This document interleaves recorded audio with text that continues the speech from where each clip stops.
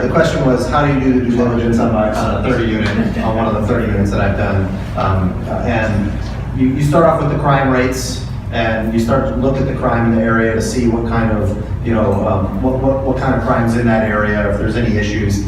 You start looking at, the surrounding neighborhoods, the houses, the tenant base in that area, what things rent for, because if they're too low of rents, then you know that it's not that high of a quality of an area, so you're looking at the tenant base, you're looking at those items, and then you're looking at the repairs. I mean, we bought that 30 unit for $780,000, and we were into it after rehab for $1.2 million. And we raised rents to over $18,000 a month and sold the building for $1.75, and we were into it for $1.2. And it took about 2 years to do that building, but the due diligence initially, on the rehab, you're looking at all the exterior of this property. We had to spend $40,000 on the wrought iron staircases. We put we put fencing in around the whole project. We put gated access. We put lighting around the whole outside, security cameras. How much did you spend in due diligence on this deal? Oh yeah, I mean, it was, we probably spent at least $5,000 in due diligence in the middle of the deal. I mean, you're getting a survey done, you're getting,